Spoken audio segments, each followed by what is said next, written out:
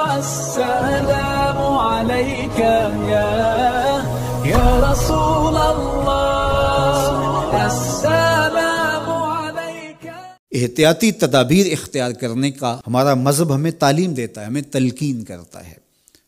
ہمیں جو آج محکمہ صحت کے کارپرداز، ذمہ داران اور آیان سلطنت بتا رہے ہیں، ہمارے دین نے ہمیں صدیوں قبل یہ بتایا ہے۔ ہم دن میں 5 مرتبہ وضو کرتے ہیں اور بار بار اپنی صفائی کا لحاظ اور خیال رکھتے ہیں۔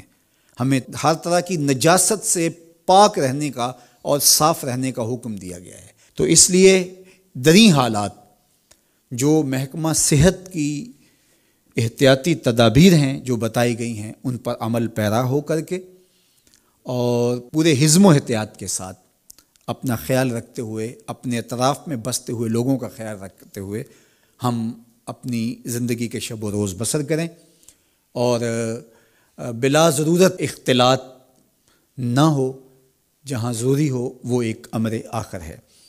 اور دوسری بات یہ ہے کہ اس حالت میں جب کہ کاروبار سکڑ رہے ہیں اور معیشت تنگ ہو رہی ہے اور ملک میں لاک ڈاؤن کی سی کیفیت ہے، تو ظاہر ہے وہ لوگ جو ہر روز کماتے ہیں اور ہر روز اپنے بچوں کا پیٹ بھرتے ہیں، ان کے لیے مشکلات سب سے زیادہ ہیں۔ ایک تو بیماری کا خوف اور دوسرا اپنے بچوں کے بھوکے رہنے کا خدشہ۔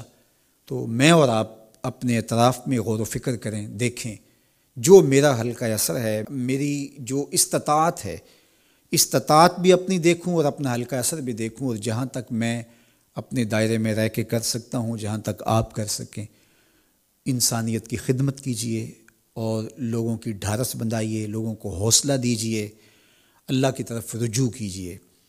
اللہ تعالیٰ اس بیماری سے، اس وبا سے، اس ابتلا سے، اس آزمائش اور اس کڑے امتحان سے ہمیں نجات عطا فرمائے اور اس وبا کو بہت جلد وطن عزیز سے دور فرما دے۔ سسکتی انسانیت کی اللہ مدد فرمائے، اور اس وقت جو دکھے ہوئے حالات ہیں، اللہ تعالیٰ اپنے کرم سے سکون اور طمانینت پیدا فرمائے اور خیر کی راہوں کا ہمیں مسافر رکھے۔ کثرت کے ساتھ استغفار کیجئے۔ حضرت سیدنا عمر رضی اللہ تعالیٰ عنہ فرماتے ہیں کہ آسمان سے کڑکتی ہوئی بجلیاں بھی اتر رہی ہوں، جو استغفار کر رہا ہو اللہ اس کو محفوظ فرمائے گا۔ حضرت امام شافعی فرماتے ہیں کہ وبا کے لیے میں نے تسبیح سے بہتر کوئی وظیفہ نہیں دیکھا۔ تو اللہ کی تسبیح بولیے، استغفار پڑھیے، اور مختلف معصورہ دعائیں جو مختلف احادیث میں آپ تک مختلف ذرائع سے پہنچ رہی ہیں، تو ان کو آپ ورد زباں کیجئے۔